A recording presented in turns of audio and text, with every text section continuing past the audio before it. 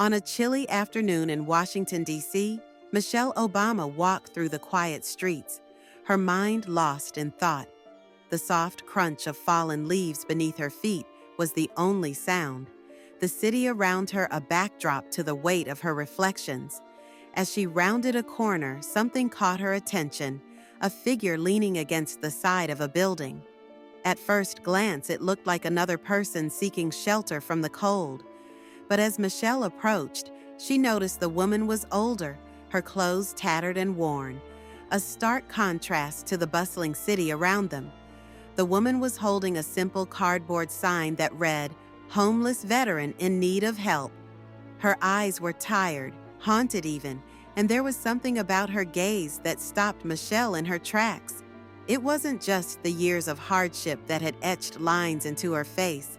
It was the depth of her loneliness and pain, as though her soul had been worn thin by a world that had long forgotten her.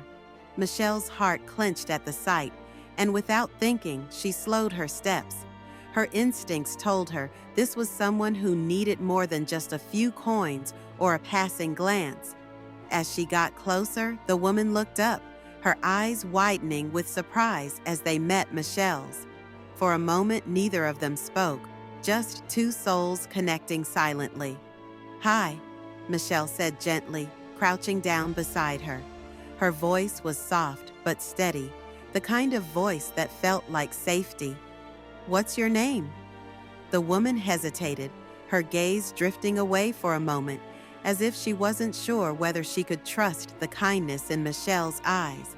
Then, with a sigh, she spoke, her voice trembling slightly. Linda Carter. I served in the Army for 12 years, but everything's changed. I lost my home, and now I live on the streets."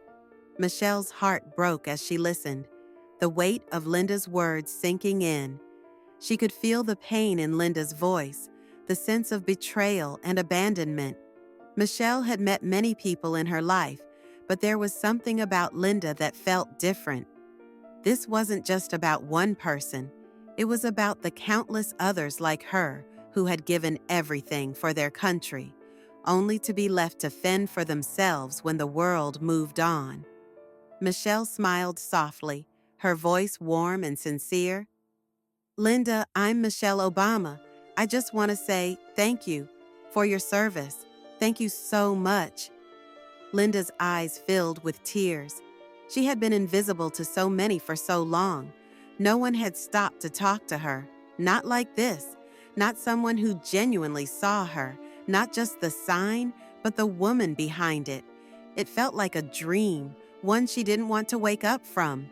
For a moment, they sat in silence, the world around them seeming to fade away. Michelle gently took Linda's hand, her voice thick with emotion. "I'm so sorry, Linda. If we've ever failed you, if we've ever let you down, I'm truly sorry. You don't deserve to live like this. Seeing you here, it breaks my heart." Linda squeezed Michelle's hand, her tear-filled eyes locked on hers. "Thank you so much. You've given me hope again," she whispered, as if speaking the words aloud might shatter the fragile feeling of relief she was experiencing. Michelle's heart weighed heavy with each passing moment, but she couldn't just walk away. Not now. She pulled out her phone, dialing a number quickly. "Hello, this is Michelle Obama. I need urgent accommodations for Linda, please. Please get her a room and send a doctor immediately," she said firmly, the urgency in her voice unmistakable. She ended the call with a quick swipe, her focus never wavering from Linda. Turning back to Linda, Michelle's tone softened but remained resolute. "Help is on the way. I'm not leaving you here. I'm going to make sure you get the care and support you need. You're not alone anymore." Linda's eyes welled up with more tears as she whispered, "Really? Someone actually cares?" "Of course," Michelle replied, her voice steady and determined. "This isn't just your issue, Linda. It's the issue of all veterans who've served this country and been forgotten. You gave everything for us, and we owe it to you to make sure you're taken care of. We're going to change that. Together. Michelle stayed with Linda until the car arrived to take her to a nearby shelter. The drive there was quiet, save for Michelle's soft reassurances. "This is just the beginning, Linda," she said, her voice full of hope. "You're going to have a permanent home soon, and I'm going to make sure you have everything you need: a roof over your head, medical care, and the support system you deserve.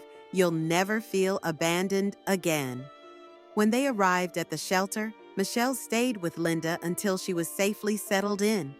The warmth in Michelle's voice was unwavering as she spoke. "This is just the start, Linda. You're going to get the support you need, and I'll do everything I can to make sure that happens for you and for all veterans." Linda, overwhelmed by the kindness she had never expected, hugged Michelle tightly. "Thank you. I can't believe this is really happening," she said, her voice trembling. Michelle smiled at her, her own heart swelling with a mixture of sadness and hope.